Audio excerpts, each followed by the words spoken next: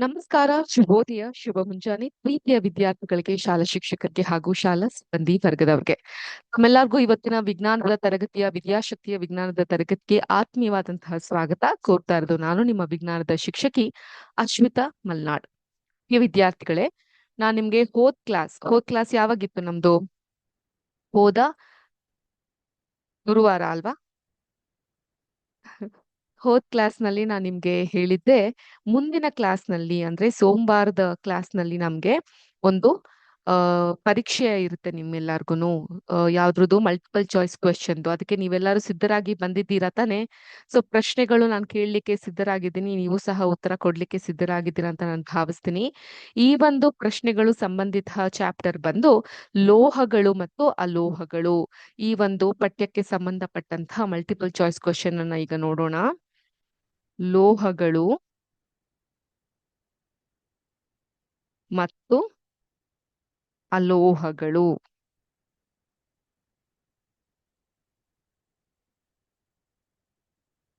ಈ ಒಂದು ಪಠ್ಯಕ್ಕೆ ಸಂಬಂಧಪಟ್ಟಂತಹ ಮಲ್ಟಿಪಲ್ ಚಾಯ್ಸ್ ಕ್ವೆಶ್ಚನ್ ಅನ್ನ ನಾನೀಗ ನಿಮ್ಗೆ ಶೇರ್ ಮಾಡ್ತೇನೆ. ಈಗ ನಿಮ್ಗೆ ನನ್ನ ಒಂದು ಸ್ಕ್ರೀನ್ ಕಾಣ್ತಾ ಇದೆ ಅಂತ ನಾನು ಭಾವಿಸ್ತೀನಿ.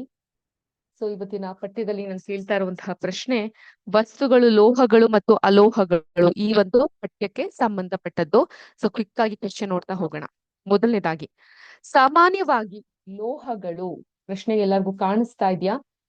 ಸಾಮಾನ್ಯವಾಗಿ ಲೋಹಗಳು ಈ ಕೆಳಗಿನ ಗುಣಗಳನ್ನ ಹೊಂದಿರುತ್ತದೆ. ಸೊ ಇಲ್ಲಿ ಲೋಹದ ಕ್ಯಾರೆಕ್ಟರಿಸ್ಟಿಕ್ಸ್ ಬಗ್ಗೆ, ಮೆಟಲ್ ಕ್ಯಾರೆಕ್ಟರಿಸ್ಟಿಕ್ಸ್ ಅಥವಾ ಪ್ರಾಪರ್ಟೀಸ್ ಬಗ್ಗೆ ಮಾತಾಡ್ತಾ ಇದೀವಿ. ಇದಿಷ್ಟು ಗುಣಗಳನ್ನ ಹೊಂದಿರುತ್ತೆ. ಯಾವ್ಯಾವ ಗುಣಗಳನ್ನ ಹೊಂದಿರುತ್ತೆ ಅಂತ: ಕುಟ್ಯ, ಮ್ಯಾಲಿಯಬಿಲಿಟಿ; ತನ್ಯ, ಡಕ್ಟಿಲಿಟಿ; ಹೊಳಪು, ಶೈನ್. ಈ ಗುಣಗಳನ್ನ ಇಲ್ಲಿ ಹೇಳಿದ್ದಾರೆ. ಮೇಲಿನ ಎಲ್ಲವೂ ಈ ಗುಣಗಳಲ್ಲಿ ಯಾವ ಗುಣಗಳನ್ನ ಹೊಂದಿರುತ್ತೆ ಅಂತ ನೀವು ಸರಿಯಾದ ಉತ್ತರವನ್ನ ಕೊಡ್ಬೇಕು. ಆಪ್ಷನ್ ಎ ಕುಟ್ಯ, ಆಪ್ಷನ್ ಬಿ ತನ್ಯ, ಆಪ್ಷನ್ ಸಿ ಹೊಳಪು ಹಾಗೂ ಆಪ್ಷನ್ ಡಿ ಮೇಲಿನ ಎಲ್ಲವೂ. ಸೊ ಈ ಪ್ರಶ್ನೆಗೆ ಸರಿಯಾದಂತಹ ಉತ್ತರವನ್ನ ನೀವು ಕೊಡ್ತೀರಾ? ಈ 4 ಆಪ್ಷನ್ಗಳಲ್ಲಿ ಯಾವ್ದು ಸರಿಯಾದಂತಹ ಉತ್ತರ ಇದೆ ಅದನ್ನ ನೀವು ನಮ್ಗೆ ತಿಳಿಸ್ಬೇಕಾಗತ್ತೆ. ಎರಡನೇ ಪ್ರಶ್ನೆ, ಲೋಹಗಳನ್ನ ದಹಿಸಿದಾಗ ಆಕ್ಸಿಜನ್ ಒಂದಿಗೆ ವರ್ತಿಸಿ ಲೋಹೀಯ ಆಕ್ಸೈಡ್ಗಳನ್ನ ಕೊಡುತ್ತದೆ. ಇವು ಯಾವ ಸ್ವಭಾವವನ್ನ ಹೊಂದಿದೆ? ಸೊ ಈಗ ಲೋಹವನ್ನ ನಾವು ಆಕ್ಸಿಜನ್ ಗಾಳಿಯೊಂದಿಗೆ ದಹಿಸಿದಾಗ ಅದು ಗಾಳಿಯೊಂದಿಗೆ ಬೆರೆತು ಆಕ್ಸಿಜನ್ ಒಂದಿಗೆ ಬೆರೆತು ಲೋಹೀಯ ಆಕ್ಸೈಡ್ಗಳನ್ನ ನೀಡುತ್ತೆ, ಮೆಟಲ್ ಆಕ್ಸೈಡ್ ಆಗುತ್ತೆ. ಇವು ಯಾವ ಒಂದು ಸ್ವಭಾವವನ್ನ ಹೊಂದಿರುತ್ತೆ? ಅದು ಆಮ್ಲೀಯವಾಗಿರುತ್ತಾ, ಪ್ರತ್ಯಾಮ್ಲೀಯವಾಗಿರುತ್ತಾ, ಕ್ಷಾರೀಯ ಆಗಿರುತ್ತಾ, ಅಥವಾ ಮೇಲಿನ ಯಾವುದೂ ಅಲ್ವಾ? ಆಮ್ಲೀಯ ಅಸಿಡಿಕ್, ಪ್ರತ್ಯಾಮ್ಲೀಯ ನಾನ್ ಅಸಿಡಿಕ್, ಕ್ಷಾರೀಯ ಅಂದ್ರೆ ಆಲ್ಕಲೈ, ಮೇಲಿನ ಯಾವುದು ಅಲ್ಲ, ನನ್ ಆಫ್ ದ ಅಬೌವ್. ಯಾವುದು ಇದಕ್ಕೆ ಸರಿಯಾದಂತಹ ಉತ್ತರ ಇದೆ ಅದನ್ನ ನೀವು ನಮ್ಗೆ ತಿಳಿಸಿ ಕೊಡಿ. ಮೂರನೇ ಪ್ರಶ್ನೆ, ಲೋಹಗಳು ಸೋಡಿಯಂ ಹೈಡ್ರಾಕ್ಸೈಡ್ ನೊಂದಿಗೆ ವರ್ತಿಸಿ ಯಾವ ಅನಿಲವನ್ನ ಉತ್ಪತ್ತಿ ಮಾಡುತ್ತದೆ? ಈ ಒಂದು ಸೋಡಿಯಂ ಹೈಡ್ರಾಕ್ಸೈಡ್ ನೊಂದಿಗೆ ಅದು ವರ್ತಿಸಿ ಯಾವ ಒಂದು ಅನಿಲವನ್ನ, ಗ್ಯಾಸ್ ಅನ್ನ ಅದು ರಿಲೀಸ್ ಮಾಡುತ್ತೆ? Option A oxygen, option B hydrogen, option C sodium, option D ಮೇಲಿನ ಯಾವುದು ಅಲ್ಲ, ನನ್ ಆಫ್ ದ ಅಬೌವ್. ಲೋಹಗಳು ಸೋಡಿಯಂ ಹೈಡ್ರಾಕ್ಸೈಡ್ ನೊಂದಿಗೆ ಬೆರೆತು ಯಾವ ಒಂದು ಅನಿಲವನ್ನ ಉತ್ಪತ್ತಿ ಮಾಡುತ್ತದೆ? when it reacts with sodium hydroxide, when metal reacts with sodium hydroxide, which gas has been emitted? Option A oxygen, option B hydrogen, option C sodium, option D ಮೇಲಿನ ಯಾವುದು ಅಲ್ಲ. ತಿಳಿತಾ? 4ನೇ ಪ್ರಶ್ನೆ, ಅತ್ಯಂತ ಕ್ರಿಯಾಶೀಲವಾಗಿ ಇರುವಂತಹ ಅಲೋಹ ಯಾವುದು? ಯಾವ ಒಂದು ನಾನ್ ಮೆಟಲ್ ಅತ್ಯಂತ ಕ್ರಿಯಾಶೀಲ, ರಿಯಾಕ್ಟಿವ್ ಆಗಿ ಇರುತ್ತೆ? Option A sodium, option B ಸಾರಾರಿಕ್ತ ಹೈಡ್ರೋಕ್ಲೋರಿಕ್ ಆಮ್ಲ ಅಂದ್ರೆ concentrated hydrochloric acid, option C potassium, option D phosphorus. ಯಾವ್ದ್ಯಾವುದು ಅತ್ಯಂತ ಕ್ರಿಯಾಶೀಲವಾಗಿರುವಂತಹ ಅಲೋಹ ಯಾವುದು? Option A sodium, option B ಸಾರಾರಿಕ್ತ ಹೈಡ್ರೋಕ್ಲೋರಿಕ್ ಆಮ್ಲ, ಆಪ್ಷನ್ ಸಿ ಪೊಟ್ಯಾಷಿಯಂ ಹಾಗೂ ಆಪ್ಷನ್ ಡಿ ಫಾಸ್ಫರಸ್. ತಿಳಿತಾ? ಸರಿಯಾದ ಉತ್ತರವನ್ನ ನಮೂದಿಸಿ. ಕೊನೆಯ ಪ್ರಶ್ನೆ, ಈ ಕೆಳಗಿನ ಯಾವ ವಾಕ್ಯವು ತಪ್ಪಾಗಿದೆ? ಅರ್ಥ ಆಯ್ತಾ? ಇಲ್ಲಿ 4 ಆಪ್ಷನ್ ಇದೆ. ಅದ್ರ 5ನೇ ಆಪ್ಷನ್ ಇದ್ರಲ್ಲಿ ಯಾವ್ದು ತಪ್ಪಾಗಿದೆ ಅಂತ ನಾನು ನೋಡಿ ಹಾಕಿದೀನಿ. ಯಾವ್ದು ಸರಿ ಇದೆ ಅಂತ ನೀವೇ ಹೇಳ್ಬೇಕಾಗತ್ತೆ. ಅಲೋಹಗಳು ನಮ್ಮ ಜೀವನಕ್ಕೆ ಅತ್ಯವಶ್ಯಕವಾಗಿದೆ. ಯಾಕಂದ್ರೆ ಎಲ್ಲಾ ಜೀವಿಗಳು ಉಸಿರಾಡಲು ಅಲೋಹವನ್ನ ಬಳಸುತ್ತೇವೆ.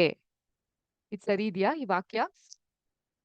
ಆಪ್ಷನ್ ಬಿ, ಅಲೋಹಗಳು ಸಸ್ಯದ ಬೆಳವಣಿಗೆ ಹೆಚ್ಚಿಸಲು ರಾಸಾಯನಿಕ ಗೊಬ್ಬರಗಳ ತಯಾರಿಕೆಯಲ್ಲಿ ಬಳಸುತ್ತೇವೆ. Do we use the non metal in the production of the pesticides and chemical fertilisers? ಹೌದಾ ಇಲ್ವಾ, ಸರಿನಾ ತಪ್ಪಾ ಹೇಳ್ಬೇಕಾಗುತ್ತೆ. 3ನೇದು, ಅಲೋಹಗಳನ್ನ ನೀರಿನ ಶುದ್ಧೀಕರಣ ಪ್ರಕ್ರಿಯೆಯಲ್ಲಿ ಬಳಸಲಾಗುತ್ತದೆ. Do we use non metal in cleansing the water? ನೀರಿನ ಶುದ್ಧೀಕರಣದ ಪ್ರಕ್ರಿಯೆಯಲ್ಲಿ ಬಳಸ್ತಾರೆ. ಸರಿನಾ ಈ ಒಂದು ಮಾತು ನಾನು ಹೇಳ್ತಾ ಇರೋದು? ಕೊನೆಯದಾಗಿ, ಪಟಾಕಿ ತಯಾರಿಸಲು ಕೂಡ ಅಲೋಹಗಳನ್ನ ಬಳಸುತ್ತಾರೆ. Non metals are used in production of crackers, fibre. ಇವುಗಳಲ್ಲಿ ಯಾವುದು ತಪ್ಪಾಗಿದೆ? A, C, D. ಅಂದ್ರೆ ಅಲೋಹಗಳು ನಮ್ಮ ಒಂದು ಅತ್ಯವಶ್ಯಕವಾಗಿದೆ, ಯಾಕಂದ್ರೆ ಅದನ್ನ ಉಸಿರಾಡಲು ಬಳಸ್ತೀವಿ ಅನ್ನೋ ತಪ್ಪು ಅಂತ ಈ ಆಪ್ಷನ್ ಹೇಳ್ತಾ ಇದೆ. ಜೊತೆಗೆ ನೀರಿನ ಶುದ್ಧೀಕರಣಕ್ಕೆ ಬಳಸ್ತೀವಿ ಅಂತ ಹೇಳ್ತಾ ಇದ್ರೆ ಅದು ತಪ್ಪು ಅಂತಿದ್ದಾರೆ. ಜೊತೆಗೆ ಪಟಾಕಿ ತಯಾರಿಸಲು ಅಲೋಹಗಳನ್ನ ಬಳಸ್ತೀವಿ ಅಂತ ಹೇಳ್ತಾ ಇದ್ರೆ ಅದು ತಪ್ಪು ಅಂತ ಹೇಳ್ತಾ ಇದ್ದಾರೆ. ಸೊ ಇವುಗಳಲ್ಲಿ ಸರಿಯಾದ ಉತ್ತರ ಯಾವ್ದಿದೆ ಅದನ್ನ ನೀವು ನನಗೆ ತಿಳಿಸ್ಕೊಡ್ಬೇಕಾಗತ್ತೆ. ಸೊ ಇಲ್ಲಿ ಕೇಳಿದಂತಹ 5 ಪ್ರಶ್ನೆಗಳು ನಿಮ್ಗೆ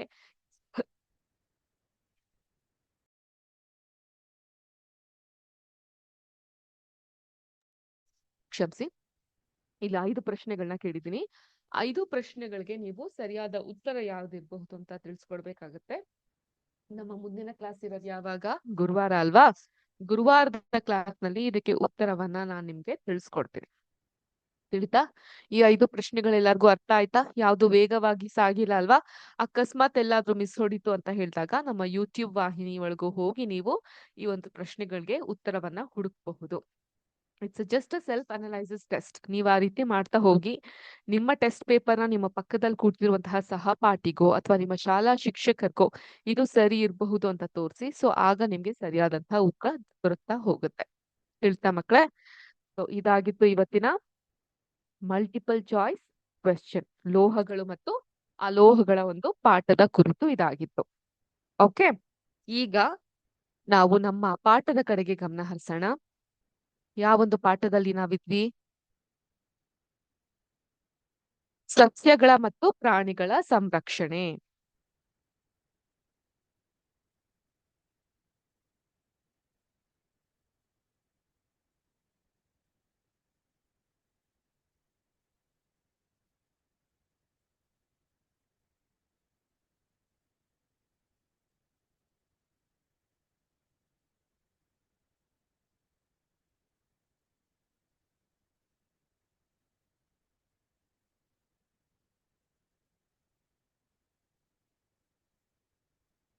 ಹ್ಮ್. ಸಸ್ಯಗಳ ಮತ್ತು ಪ್ರಾಣಿಗಳ ಸಂರಕ್ಷಣೆ ಈ ಒಂದು ಪಾಠದಲ್ಲಿ ನಾವಿದ್ವಿ. ನಾನ್ ನಿಮ್ಗೆ ಹೋದ್ ಕ್ಲಾಸ್ ನಲ್ಲಿ ಒಂದು ಪ್ರಾಮಿಸ್ ಅನ್ನ ಮಾಡಿದ್ದೆ, ನೆನ್ಪಿದ್ಯಾ? ಮಾಡ್ಸ್ಕೊಂಡಿರೋ ನಿಮ್ಗೆ ನೆನ್ಪಿದ್ಯೋ ಇಲ್ವೋ ಗೊತ್ತಿಲ್ಲ, ಮಾಡಿರೋ ನನಗೆ ಚೆನ್ನಾಗಿ ನೆನ್ಪಿದೆ. ಅದೇನಂತ ಹೇಳಿದ್ರೆ, ಇವತ್ತಿನ ಕ್ಲಾಸ್ ನಲ್ಲಿ ಒಂದಿಷ್ಟು ಆಸಕ್ತಿದಾಯಕವಾದಂತಹ ಕೌತುಕತೆಯನ್ನ ಹೆಚ್ಚಿಸುವಂತಹ ಚಿತ್ರಗಳನ್ನ ನಾನು ನಿಮ್ಗೆ ತೋರಿಸ್ತೀನಿ ಅಂತ. ಸೊ ತಡ ಮಾಡದೆ ಅಂತಹ ಪಿಕ್ಟೋರಿಯಲ್ ರೆಪ್ರೆಸೆಂಟೇಷನ್ ಗಳು ಏನಿದೆ ಅದನ್ನ ನೋಡ್ತಾ ಹೋಗೋಣ. ಆದ್ರೆ ಅದಕ್ಕಿಂತ ಮುಂಚೆ ಒಂದು ಪುಟ್ಟ ಪುನರ್ಮನನ, ಒಂದು ರೀಕ್ಯಾಪ್, ಹೋದ್ ಕ್ಲಾಸ್ ನಲ್ಲಿ ನಾವ್ ಏನ್ ಮಾಡಿದ್ವಿ ಅನ್ನೋದ್ರ ಕುರಿತು. ಸೊ ಹೋದ್ ಕ್ಲಾಸ್ ನಲ್ಲಿ ನಾವು ಈ ಸಸ್ಯಗಳ ಮತ್ತು ಪ್ರಾಣಿಗಳ ಸಂರಕ್ಷಣೆಯಲ್ಲಿ ಈ ಒಂದು ರಾಷ್ಟ್ರೀಯ ಉದ್ಯಾನವನಗಳು ಏನಿರುತ್ತೆ, ಆನಂತರ ವನ್ಯಜೀವಿ ಧಾಮ, ಇವುಗಳ ಬಗ್ಗೆ ಎಲ್ಲ ಒಂದು ಇಂಟ್ರಡಕ್ಷನ್ ನಿಮ್ಗೆ ಕೊಡ್ತಾ ಹೋದ್ವಿ. ಈಗ ನಾವು ಮುಂದೆ ಏನ್ ನೋಡ್ತೀವಿ ಅಂತ ಹೇಳಿದ್ರೆ, ಸಾತ್ಪುರ ಹುಲಿ ಅಭಯಾರಣ್ಯ. ಕೇಳಿದ್ರ ಇದ್ರ ಬಗ್ಗೆ ನೀವು?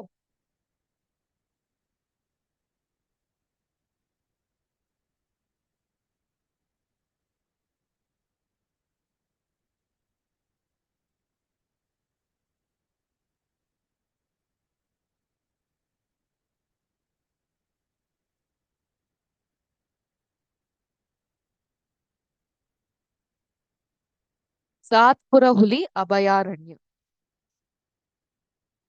ಇಲ್ಲಿ ಹುಲಿ ಯೋಜನೆ ಅಡಿಯಲ್ಲಿ ಸರ್ಕಾರವು ದೇಶದಲ್ಲಿ ಇರುವಂತಹ ಹುಲಿಗಳನ್ನ ರಕ್ಷಿಸುವಂತಹ ಕಾರ್ಯವನ್ನ ಕೈಗೆತ್ತಿಕೊಂಡಿದೆ. ಈಗ ನಿಮ್ಮಲ್ಲಿ ಒಂದು ಪ್ರಶ್ನೆ ಮೂಡಬಹುದು. ನಮ್ಮ ದೇಶದ ರಾಷ್ಟ್ರೀಯ ಪ್ರಾಣಿ ಹುಲಿ. ಅಂತ ಹುಲಿರಾಯನ ಸಂರಕ್ಷಣೆ ಮಾಡುವಂತಹ ಒಂದು ಪರಿಸ್ಥಿತಿಗೆ ನಾವು ತಲುಪಿದೀವಿ ಅಂದ್ರೆ ಈ ಹುಲಿಗಳು ಅವನತಿಯ ಅಂಚನ್ನ ತಲುಪಿದ್ಯಾ? ಅದು ಎಂಡೇಂಜರ್ ಆಗ್ತಾ ಇದೆಯಾ? ಎಕ್ಸ್ಟಿಂಟ್ ಆಗುವಂತಹ ಸಂಭವಗಳು ಇದೆಯಾ ಅನ್ನೋ ಪ್ರಶ್ನೆಗಳು ನಿಮ್ಮ ಮನಸ್ಸಿನಲ್ಲಿ ಮೂಡಬಹುದು. ನೋಡಿ ಮಕ್ಳೇ, ದೇಶದಲ್ಲಿ ಇರುವಂತಹ ಹುಲಿಗಳ ರಕ್ಷಣೆ ಮತ್ತು ಅವುಗಳ ಸಂಖ್ಯೆಯನ್ನ ಕಾಯ್ದುಕೊಳ್ಳೋದು ಈ ಯೋಜನೆಯ ಉದ್ದೇಶವಾಗಿದೆ ಅಂತ ಮಾಧವ್ಜಿ ವಿವರಿಸ್ತಾರೆ. ನಮ್ಮ ಕಾಡುಗಳಿಂದ ಕಣ್ಮರೆಯಾಗ್ತಿರುವಂತಹ ಅನೇಕ ಪ್ರಭೇದಗಳಲ್ಲಿ ಹುಲಿಯೂ ಕೂಡ ಒಂದು. ಇದು ಬಹಳ ವಿಷಾದನೀಯ, ಆದ್ರೆ ನಂಬಲೇಬೇಕಾದಂತ ಮಾತು.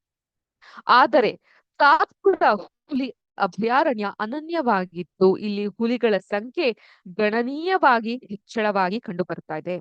ಒಂದಾನೊಂದು ಕಾಲದಲ್ಲಿ ಸಿಂಹ, ಆರು ಕೂಡ ಸಾತ್ಪುರ ಬರ್ತಾ ಇದ್ವು. ಅವುಗಳ ಚಿತ್ರಗಳನ್ನ ನಿಮ್ಗೆ ನೋಡಬಹುದು. ಈಗ ನಿಮ್ಮ ಟೆಕ್ಸ್ಟ್ ಬುಕ್ ನಲ್ಲಿ ತೋರಿಸ್ತಾ ಇದ್ದಾರೆ,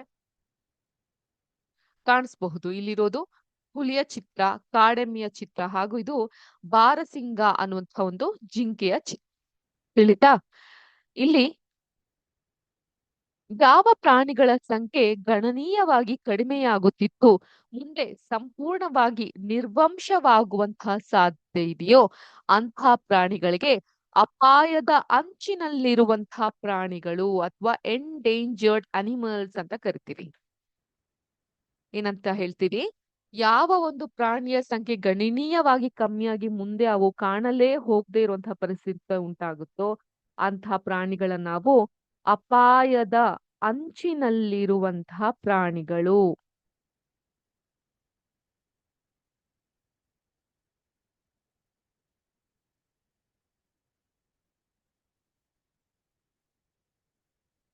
ಅಥವಾ ಎಂಡೇಂಜರ್ಡ್ ಅನಿಮಲ್ಸ್ ಅಂತ ಕರಿತೀವಿ.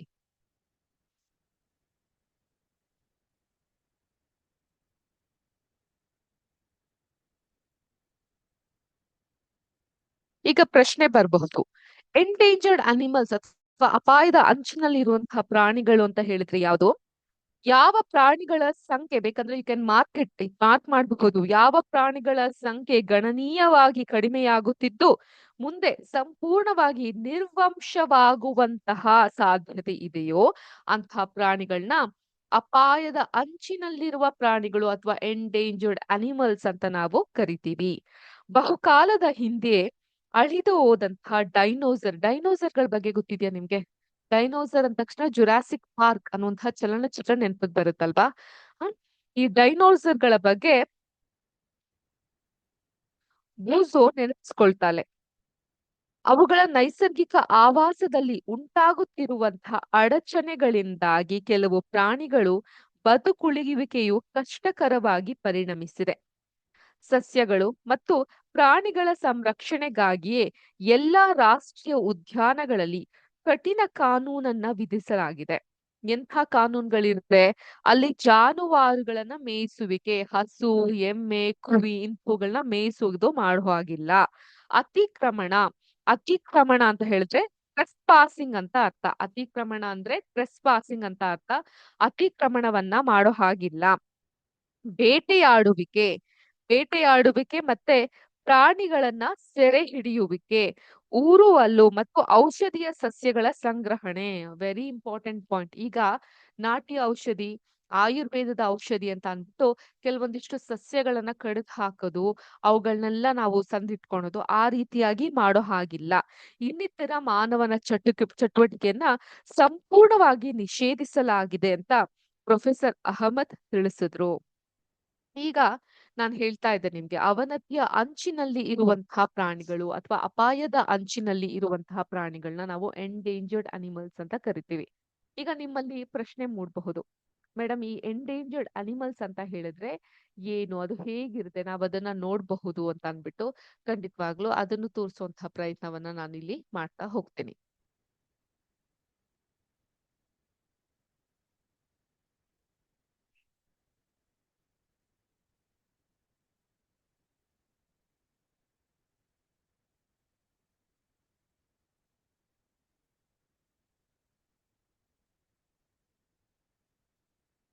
ಮೊದಲನೇದಾಗಿ ಯಾವ ಯಾವ ಪ್ರಾಣಿಗಳು ಸಂಪೂರ್ಣವಾಗಿ ನಮ್ಮ ಭೂಮಿಯಿಂದ ನಶಿಸಿ ಹೋಗಿದೆ ಅಂದ್ರೆ ಇಂತಹ ಒಂದು ಪ್ರಾಣಿಗಳು ಇತ್ತು ಅನ್ನೋದು ಸಹ ನಾವು ಸ್ಮೃತಿ ಪಟಲದಿಂದ ಮರ್ತು ಹೋಗ್ಬಿಡ್ಬೇಕು ಅಂತ ಪ್ರಾಣಿಗಳನ್ನ ನಾನು ನಿಮ್ಗೆ ತೋರಿಸ್ತೀನಿ. ಇವುಗಳನ್ನ ಎಕ್ಸ್ಟಿಂಕ್ಟ್ ಅನಿಮಲ್ಸ್ ಅಂತ ಹೇಳ್ತೀವಿ. ಅಂದ್ರೆ ಅವನತಿಯನ್ನ ಅನುಭವಿಸಿದಂತಹ ಪ್ರಾಣಿಗಳು. ಈ ಪ್ರಾಣಿಗಳು they are no more on the earth. ನಮ್ಮ ಭೂಮಿ ಮೇಲೆ ಅದನ್ನ ನೀವು ಕಾಣ್ಲಿಕ್ಕೆ ಸಾಧ್ಯ ಇಲ್ಲ. ಒಂದು ಈ ಒಂದು ಚಿತ್ರದಲ್ಲಿ ಇರುವಂತಹ ಡೈನೋಸರ್, ಸ್ಯಾಬರ್ ಟೂತಡ್ ಕ್ಯಾಟ್ ಅಂತ. ಅಂದ್ರೆ ಇದು ನೋಡ್ಲಿಕ್ಕೆ ಚೀತಾ ಇದ್ದಂಗಿದೆ. ಅದ್ರ ಹಲ್ಲುಗಳು ಹೇಗಿತ್ತು ನೋಡಿ. ಇದು ಕೂಡ ಸಂಪೂರ್ಣವಾಗಿ ನಶಿಸಿ ಹೋಗಿದೆ. ಡೋಡೋ ಅಂತ ಒಂದು ಪ್ರಾಣಿ ಇತ್ತು. ಇದು ಕೂಡ ಸಂಪೂರ್ಣವಾಗಿ ನಶಿಸಿ ಹೋಗಿದೆ. ಟ್ಯಾಸ್ಮಾನಿಯನ್ ಟೈಗರ್ ಅಂತ. ಇದು ತೋಳ ಬರುತ್ತಲ್ಲ, ತೋಳ ಸೀಳು ನಾಯಿಗಳ ಒಂದು ಗುಂಪಿಗೆ ಸೇರಿದಂತಹ ಪ್ರಾಣಿ. ಇದು ಕೂಡ ಸಂಪೂರ್ಣವಾಗಿ ನಾಶವಾಗಿದೆ. ಗೋಲ್ಡನ್ ಟೋಡ್ ಅನ್ನುವಂತಹ ಒಂದು ಕಪ್ಪೆ, ಇದು ಕೂಡ ನಾಶವಾಗಿದೆ. Ground sloth. ಸ್ಲಾತ್ ಅನ್ನೋದು ಈ ಒಂದು ಅತಿ ಸಣ್ಣಗಿರುವಂತಹ ಅಂಟಾರ್ಟಿಕಾ ಆಗಿರ್ಬೋದು ಅಂತಹ ಪ್ರದೇಶದಲ್ಲಿ ಕಂಡು ಬರುವಂತಹ ಪ್ರಾಣಿಗಳು. ಇವುಗಳು ಕೂಡ ನಶಿಸಿ ಹೋಗಿದೆ. Ground sloth. ಪ್ಯಾಸೆಂಜರ್ ಪಿಜನ್, ಕಬೂತರ್ ಅಂತ ಕರೀತಾರೆ ಹಿಂದಿಯಲ್ಲಿ. ಪಾರಿವಾಳ, ಒಬ್ಬರಿಂದ ಇನ್ನೊಬ್ರಿಗೆ ಮೆಸೇಜ್ ಅನ್ನ ರವಾನಿಸುವಂತಹ ಒಂದು ಪಿಜನ್. ಈ ಎಲ್ಲಾ ಪಿಜನ್ಗಳಲ್ಲ, ಈ ಪ್ಯಾಸೆಂಜರ್ ಪಿಜನ್ ಅನ್ನೋದು ನೋಡಿದ್ರ ಬಣ್ಣ ಹೇಗಿದೆ, ಇದು ಸಂಪೂರ್ಣವಾಗಿ ನಶಿಸಿ ಹೋಗಿದೆ. ಮತ್ತೆ ವೂಲಿ ಮ್ಯಾಮುತ್ ಅನ್ನುವಂತಹ ಒಂದು ಪ್ರಾಣಿ ಇತ್ತು. ಆನೆಯ ರೀತಿ ಇರುವಂತಹ ಈ ಒಂದು ಪ್ರಾಣಿ, ಮೈ ತುಂಬಾ ಈ ರೀತಿ ಕೂದಲಿತ್ತು, ಇಷ್ಟು ದೊಡ್ಡ ದೊಡ್ಡದಾದಂತಹ ದಂತಗಳಿತ್ತು. ಇದು ಕೂಡ ಸಂಪೂರ್ಣವಾಗಿ ನಮ್ಮ ಭೂಮಿಯಿಂದ ನಶಿಸಿ ಹೋಗಿರುವಂತಹ ಪ್ರಾಣಿಗಳಲ್ಲಿ ಇದು ಒಂದು. ಎಕ್ಸ್ಟಿಂಕ್ಟ್ ಅನಿಮಲ್ಸ್ ಅಂದ್ರೆ ಅವನತಿಯನ್ನ ತಲುಪಿದಂತಹ ಪ್ರಾಣಿಗಳು.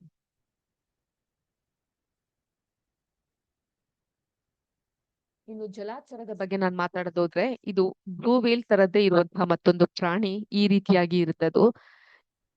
ಇವು ಕೂಡ ಸಂಪೂರ್ಣವಾಗಿ ನಶಿಸಿ ಹೋಗಿದೆ ನೋಡಿ. ಮ್ಯಾಮೋತ್, ಸ್ಯಾಬರ್ ಟೂಥೆಡ್ ಟೈಗರ್, ಡೋಡೋ ಬರ್ಡ್, ಗ್ಲಿಪ್ಟೋಡನ್ ಅನ್ನುವಂತಹ ಒಂದು ಆಮೆ ರೀತಿಯ ಇರುವಂತಹ ಪ್ರಾಣಿ ಕೂಡ ಸಂಪೂರ್ಣವಾಗಿ ನಶಿಸಿ ಹೋಗಿದೆ. ಟೆಸ್ಮ್ಯಾನಿಯನ್ ಟೈಗರ್ ಅನ್ನುವಂತಹ ಪ್ರಾಣಿ ಇದು. ನಾಗ್ಲೇ ಹೇಳಿದ್ನಲ್ಲ, ಮ್ಯಾಮೋತ್ ಅನ್ನೋದು ಹೀಗಿರುತ್ತೆ ನೋಡಿ. ಅದು ಮೈ ತುಂಬಾ ದಟ್ಟವಾದಂತಹ ಕೂದಲು, ಇಷ್ಟು ದೊಡ್ಡ ದೊಡ್ಡದಾದಂತಹ ಕೋರೆ ಹಲ್ಲು. ಹ್ಮ್ ಸೇಮ್ ಆನೆ ಇದ್ದಂಗಿರ್ತ, ಅದನ್ನ ನಾವು ಮ್ಯಾಮೋತ್ ಅಂತ ಕರಿತೀವಿ.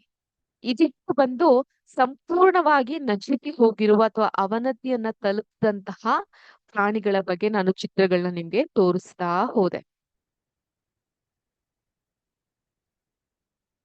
ಈಗ ನಾನ್ ಹೇಳ್ದಂಗೆ ಅಪಾಯದ ಅಂಚಿನಲ್ಲಿರುವ ಪ್ರಾಣಿಗಳು ಅಥವಾ ಎಂಡೇಂಜರ್ಡ್ ಅನಿಮಲ್ಸ್, ಅದರಲ್ಲಿ ಇರುವಂತಹ ಪ್ರಥಮವಾದಂತಹ ಪ್ರಾಣಿ ಬಹಳ ವಿಷಾದನೀಯ, ಬಹಳ ಬೇಜಾರಾಗುತ್ತೆ ತೋರ್ಸ್ಲಿಕ್ಕೆ. ಅದು ನಮ್ಮ ಹುಲಿರಾಯ. ನಮ್ಮ ಭಾರತ ದೇಶದ ರಾಷ್ಟ್ರೀಯ ಪ್ರಾಣಿ ಅಂತ ಕರ್ಸ್ಕೊಂಡಿರುವಂತಹ ಹುಲಿರಾಯ. ಇವಿಷ್ಟು endangered animals: Arabian leopard, axolotl, black footed ferret, Sunda Island tiger, white cheek spider monkey, California condor, Hawaiian monk seal, Javan rhinoceros, whooping crane, North Atlantic right whale, blue-throated macaw, tooth-billed pigeon, tamarau, Philippine eagle, whooping crane, Tapanuli orangutan, Siberian tiger. So ಇವೆಲ್ಲ ಅವನತಿಯ ಅಂಚಿನಲ್ಲಿ ಇರುವಂತಹ ಪ್ರಾಣಿಗಳು. ಇದು ಸಂಪೂರ್ಣವಾಗಿ ನಶಿಸಿ ಹೋಗಿಲ್ಲ. ಇವುಗಳ ಪೀಳಿಗೆ ಇನ್ನೂ ಇದೆ. ಆದ್ರೆ ಅವುಗಳ ಸಂಖ್ಯೆ ಗಣನೀಯವಾಗಿ ಬಹಳ ಕಮ್ಮಿ ಇದೆ. ಅರ್ಥ ಆಯ್ತಾ? ಆದ್ರಿಂದ ಅವುಗಳನ್ನ ನಾವು ವರ್ಲ್ಡ್ಸ್ ಮೋಸ್ಟ್ ಎಂಡೇಂಜರ್ಡ್ ಅನಿಮಲ್ಸ್ ಅಥವಾ ಅಪಾಯದ ಅಂಚಿನಲ್ಲಿ ಇರುವಂತಹ ಪ್ರಾಣಿಗಳು ಅಂತ ಕರಿತೀವಿ. ಸೊ ಬೇರೆ ಒಂದಿಷ್ಟು ಪ್ರಾಣಿಗಳು ಅಂತ ಹೇಳಿದ್ರೆ ಚೀತಾ, ನಂಬಟ್, ಗೈಂಟ್ ಪಾಂಡಾ, ಹವಾಯಿಯನ್ ಹಾಕ್, ಯಾಂಗ್ಸ್ಟಲ್ ಫಿನ್ಲೆಸ್ ಪಾರ್ಟ್ರೈಸ್, ಹಾಕ್ಸೆಲ್ sea turtle, mountain gorilla, gharial, Seychelles palm frog, Sumatran orangutan. ಇವೆಲ್ಲ ಕೂಡ ಅಪಾಯದ ಅಂಚಿನಲ್ಲಿರುವಂತಹ ಪ್ರಾಣಿಗಳು. ಇವು ನಿಮ್ಮ ಸಿಲೆಬಸ್ ದೃಷ್ಟಿಯಿಂದ ಖಂಡಿತ ಇವುಗಳಿಲ್ಲ. ಇವುಗಳ ಹೆಸರನ್ನ ಕೂಡ ನೀವು ನೆನ್ಪಿಟ್ಕೊಳ್ಳೋ ಅವಶ್ಯಕತೆ ಇಲ್ಲ. ಆದ್ರೆ ಜ್ಞಾನದ ಒಂದು ಕೌತುಕತೆ ಇರುತ್ತಲ್ಲ, ನಾವು ಕೂಡ ಕಲಿಬೇಕು, ನೋಡ್ಬೇಕು ಅನ್ನೋಂತಹ ಕೌತುಕತೆ. ಆ ಕಾರಣಕ್ಕೋಸ್ಕರ ನಾನು ಈ ಪಿಕ್ಚರ್ಗಳನ್ನ ನಿಮ್ಗೋಸ್ಕರ ಡೌನ್ಲೋಡ್ ಮಾಡಿ ತಂದಿದ್ದೀನಿ. ಇಲ್ಲಿ ಈ ಒಂದು ಪ್ರಾಣಿಗಳ ಸಂಖ್ಯೆಯನ್ನು ಕಾಣಬಹುದು. ಈ ಅಮೂರ್ ಟೈಗರ್ ಅನ್ನೋದು ಬರೀ 600 ಸಂಖ್ಯೆಯಲ್ಲಿ ನಮ್ಮ ಭಾರತದಲ್ಲಿ ಇದೆ. ಕೋಲಾ 1 ಲಕ್ಷ ಸಂಖ್ಯೆಯಲ್ಲಿದೆ. ಪೋಲಾರ್ ಬೇರ್ 28,000 ಸಂಖ್ಯೆಯಲ್ಲಿ ನಮ್ಮ ದೇಶದಲ್ಲಿ ಕಾಣಬಹುದು. ಝೀಬ್ರಾ 15,000, ಸೀ ಲಯನ್ ಇದು 15,000, big panda 2,000, ಮ್ಯಾಗಲೆನಿಕ್ penguin 1,00,000, African elephant ಬರೀ 1,000, ವೆಸ್ಟರ್ನ್ ಗೊರಿಲ್ಲಾ 5,000, ಕಿಂಗ್ ಕೋಬ್ರಾ ನಾಗರಹಾವು ಅಂತ ಇಂತ ನಾಗರಹಾವು ಅಲ್ಲ, ಹೆಡೆ ಎತ್ತಿರುವಂತಹ ಕಾಳಿಂಗ ಸರ್ಪ ಅಂತ ಏನ್ ಕರಿತೀವಲ್ಲ ಅದು 30,000. ಬರೀ ಇಷ್ಟು ಸಂಖ್ಯೆಯಲ್ಲಿ ಈ ಪ್ರಾಣಿಗಳಿದೆ ಅನ್ನುವಂತ ಒಂದು ಆಮ್ ಏನ್ ಮಾಡ್ತಾರೆ, ಸೆನ್ಸಸ್ ಅಂತ ಮಾಡ್ತಾರೆ ಗೊತ್ತಲ್ವಾ? ಆ ಮನುಷ್ಯರ ಸಂಖ್ಯೆ ಹೇಗಿದೆ, ಪಾಪ್ಯುಲೇಷನ್ ಹೇಗಿದೆ ಅಂತ. ಅದೇ ರೀತಿ ಪ್ರಾಣಿಗಳ ಒಂದು ಸೆನ್ಸಸ್ ಮಾಡಿದಾಗ, ಒಂದು ಗಣತಿಯನ್ನ ಮಾಡ್ತಾ ಹೋದಾಗ ಇಷ್ಟು ಸಂಖ್ಯೆ ನಮ್ಗೆ ಸಿಗ್ತಾ ಹೋಗುತ್ತೆ. ಇದು ವೈಟ್ ಟೈಗರ್ ನೋಡಿದ್ರಾ? ಇದಿಷ್ಟು ಗಣನೀಯವಾಗಿ ಕಮ್ಮಿ ಆಗ್ತಾ ಇರುವಂತಹ ಪ್ರಾಣಿಗಳ ಸಂಖ್ಯೆ. ಅರ್ಥ ಆಗ್ತಾ ಇದೆಯಾ ಮಕ್ಕಳೇ? ಅಪಾಯದ ಅಂಚಿನಲ್ಲಿ ಇರುವಂತಹ ಪ್ರಾಣಿಗಳು ಅಂತ ಹೇಳಿದ್ರೆ ಏನು ಅನ್ನೋದು ನಿಮ್ಗೀಗ ಅರ್ಥ ಆಗಿದೆ ಅಂತ ನಾನು ಭಾವಿಸ್ತೇನೆ. ದೊಡ್ಡ ಪ್ರಾಣಿಗಳಿಗಿಂತ ಚಿಕ್ಕ ಪ್ರಾಣಿಗಳು ಅಳಿದು ಹೋಗುವ ಅಪಾಯ ಅಧಿಕವಾಗಿದೆ ಅಂತ ಮಾಧವ್ಜಿ ಪಹೇಲಿಗೆ ತಿಳಿಸ್ತಾರೆ. ಪರಿಸರ ವ್ಯವಸ್ಥೆಯಲ್ಲಿ ನಾವ್ ಅನ್ಕೊಂತೀವಿ ಚಿಕ್ಕ ಪ್ರಾಣಿ ಹಾವ್ ತಾನೆ, ಹಾವ್ ಕೆಟ್ಟದಲ್ವಾ, ಹಾವ್ ಹೋದ್ರೆ ಹೋಗ್ಲಿ, ಹಾವ್ ಕಚ್ಬಿಡುತ್ತಲ್ಲ ಅಂತ ಅನ್ಕೊಂತೀವಿ. ಆದ್ರೆ ಪರಿಸರ ವ್ಯವಸ್ಥೆಯಲ್ಲಿ ಚಿಕ್ಕ ಪ್ರಾಣಿಗಳಾದಂತಹ ಹಾವುಗಳು, ಕಪ್ಪೆಗಳು, ಹಲ್ಲಿಗಳು, ಬಾವಲಿಗಳು ಮತ್ತು ಗೂಬೆಗಳ ಮಹತ್ವ ತಿಳಿಯದೆ ಅವುಗಳನ್ನ ನಾವು ನಿರ್ದಯವಾಗಿ ಕೊಲ್ತಾ ಇದ್ದೀವಿ. ಅವುಗಳನ್ನ ಕೊಲ್ಲುವುದರ ಮೂಲಕ ನಮಗೆ ನಾವೇ ಕೆಡುಕು ತಂದುಕೊಳ್ತಾ ಇದ್ದೀವಿ. ಅವು ಗಾತ್ರದಲ್ಲಿ ಚಿಕ್ಕವಾಗಿರಬಹುದು, ಆದರೆ ಪರಿಸರ ವ್ಯವಸ್ಥೆಯಲ್ಲಿ ಅವುಗಳ ಪಾತ್ರ ನಿರ್ಲಕ್ಷಿಸಲಾಗದು. ಅವು ಆಹಾರ ಸರಪಳಿ ಮತ್ತು ಆಹಾರ ಜಾಲದ ಭಾಗವಾಗಿದೆ. ಇದ್ರ ಬಗ್ಗೆ ನೀವು 7ನೇ ತರಗತಿಯಲ್ಲೇ ತಿಳ್ಕೊಂಡಿದ್ದೀರಾ. ಈಗ ಆಹಾರ ಸರಪಳಿ ಅಂದ್ರೆ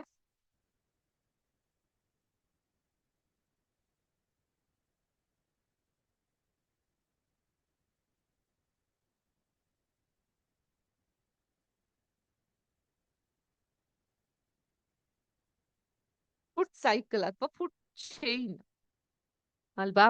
ಆಹಾರ ಸರಪಳಿ ಅಥವಾ ಆಹಾರ ಜಾಲ, ಇದ್ರಲ್ಲಿ ಏನಾಗುತ್ತೆ, ನೀವ್ ನೋಡಿರ್ಬೋದು, ಒಂದು ಹುಳ ಇರುತ್ತೆ. ಹುಳ ಅಥವಾ ಕೀಟವನ್ನ ಹಲ್ಲಿ ತಿನ್ನುತ್ತೆ, ಹಲ್ಲಿನ ಕಪ್ಪೆ ತಿನ್ನುತ್ತೆ, ಕಪ್ಪೆನ ಹಾವು ತಿನ್ನುತ್ತೆ, ಹಾವ್ನ ಹದ್ದು ತಿಂತಾನೆ, ಹದ್ದನ್ನ ಮನುಷ್ಯ ತಿಂತಾನೆ. ಸರಪಳಿ ನಿಮ್ಗೆ ನೆನ್ಪಿದ್ಯಾ ಯಾವ ರೀತಿ ಇರುತ್ತೆ ಅಂತ?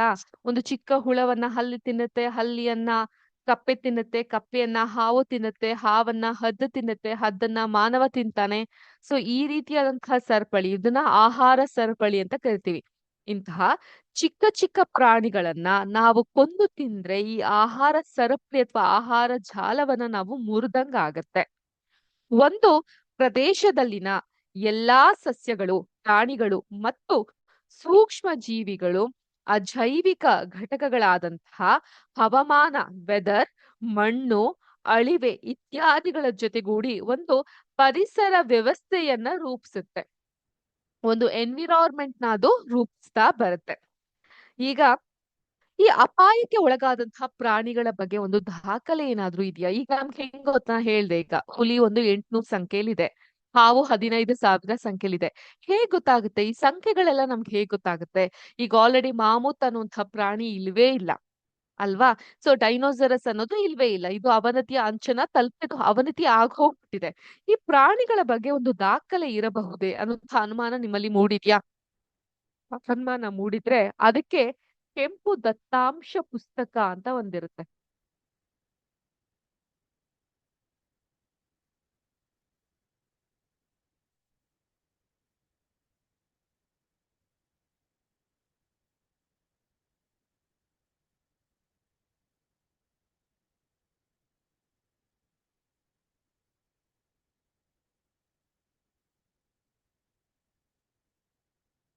ಕೆಂಪು ದತ್ತಾಂಶ ಪುಸ್ತಕ ಅಥವಾ ರೆಡ್ ಡೇಟಾ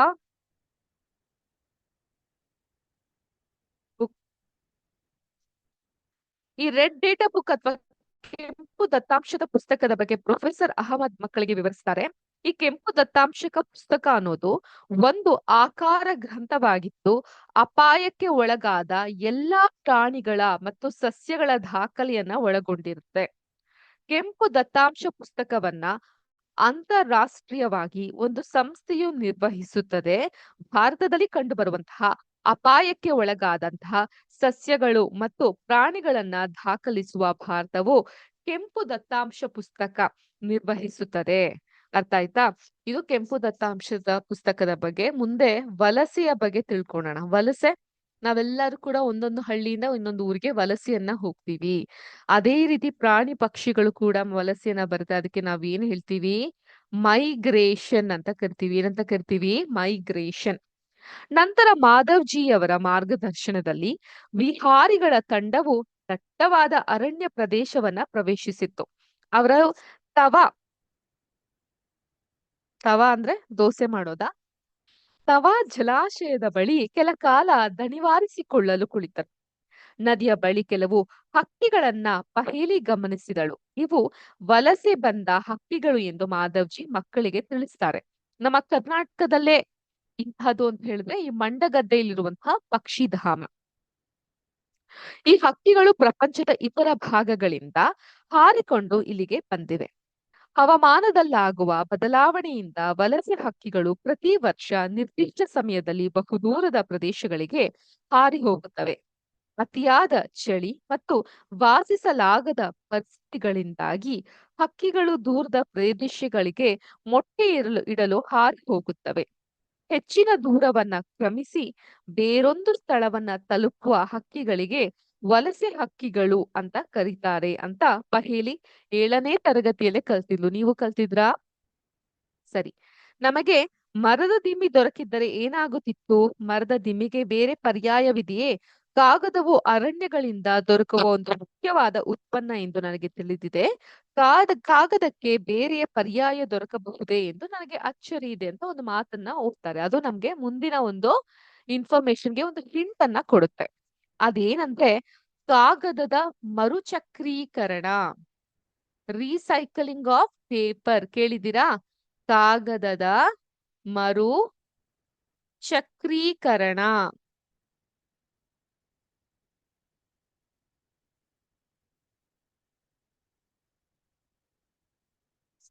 ಅರಣ್ಯ ನಾಶದ ಇನ್ನೊಂದು ಕಾರಣದ ಕಡೆ ಪ್ರೊಫೆಸರ್ ಅಹಮದ್ ಮಕ್ಕಳ ಗಮನ ಸೆಳೆಯುತ್ತಾರೆ.